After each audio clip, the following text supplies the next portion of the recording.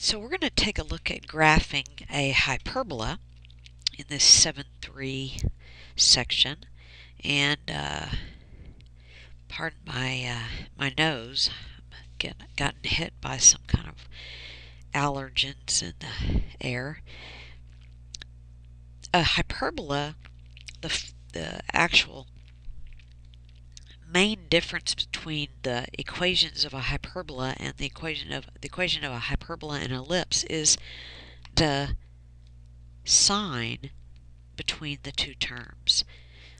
On a hyperbola, you have a subtraction between the two x squared and y squared terms. Now, this is really important. The one that is positive, the positive term, is going to be what we call the transverse axis. Now that just means the direction of the opening. It's basically where the vertices are going to be for the hyperbolas. So, the transverse axis, that's the direction of the opening, and it is always the positive term. And we have it set equal to 1. Okay? So, in the same way that we had the a squared and the b squared under the ellipse, and the denominators of the ellipse, we actually have the same thing here. The only thing is a squared is not the big one. In this case, a squared is always the positive one. So in hyperbolas, it's always about the positive one.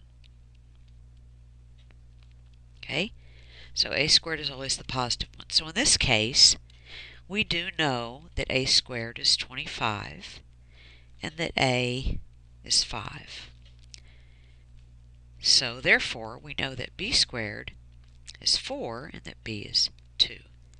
Now the cool thing about hyperbolas is that we actually do graph the basic shape similarly to the ellipse. So let's go ahead and find our center, and obviously the center is at the origin. Wow, pardon me, I'm just sounding so nasal. Okay, so my origin, the center of my hyperbola is at the origin. Okay, because this is basically this, right? That, and this is basically this.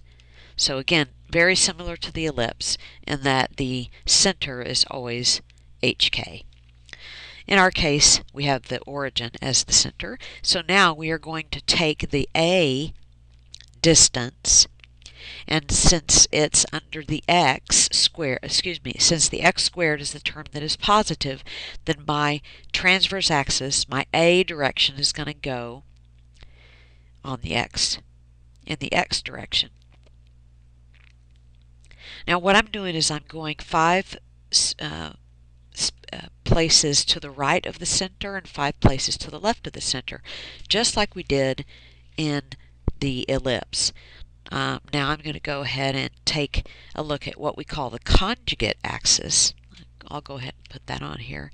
The negative one contains the denominator that has information about the conjugate axis. That's the perpendicular axis to the transverse, obviously. So this one will be 2 because b is 2.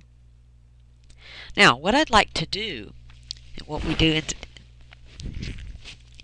instead of drawing an ellipse, of course, this isn't an ellipse, but I like to take a pencil and just draw lightly the boundaries that we've discovered. Now, the boundaries create not an oval, but this time they create a rectangle. Okay, so main thing about hyperbolas is to get the basic rectangle on your paper. Okay, I think a lot of books call it the fundamental rectangle. So once we get the fundamental rectangle on the paper, then we take a line, a dashed line, it always has to be dashed, through the center and the vertice, through the center and basically the vertices of the rectangle, but the corners of the rectangle. those are the isotopes that the hyperbola approaches. So as straight as you can, make these dashed lines. Those are now the isotopes. Now we're pretty much ready to go ahead and graph our hyperbola. So now, because this one was the positive one, we know that it opens in the x direction. So I'm going to start right here. I'm going to put basically kind of like a vertex there. And I'm going to hug the rectangle until I get to the isotope. So watch this. I'm going to hug it until I get to the isotope, and then I'm going to hug the isotope. So we hug. It's a smooth curve, always a smooth curve, and basically creates the shape of our hyperbola. Okay, so there's that. Now mine looks kind of squared off here. It's not supposed to be squared off. It's a smooth curve. So there's that. Now let's go ahead really quickly before we finish this video. Let's go ahead and find the foci. Now on the hyperbola, the foci are actually outside the little box, which makes sense because, right, the focus is supposed to be inside the parabolic type curve. So the difference is the relationship between the c squared and the a squared and the b squared. Let's take a look. C squared is equal to a squared plus b squared on the hyperbola. Okay, so let's find c. C is obviously the location of the focus. Okay, so let's go ahead and put this in here. So c squared is equal to 29. And that c is equal to the square root of 29. And that's roughly, what did I get on that? That's roughly 5.4. Okay, so here's what we're going to do. We're going to go out with a red marker, and I'm going to go out 5.4, and look how close that is to the, there it is there, and there it is there. There are the foci. This is the F, this is the F. All right, on the hyperbola, your foci should be outside of the rectangle because they need to be inside the parabolic type curve.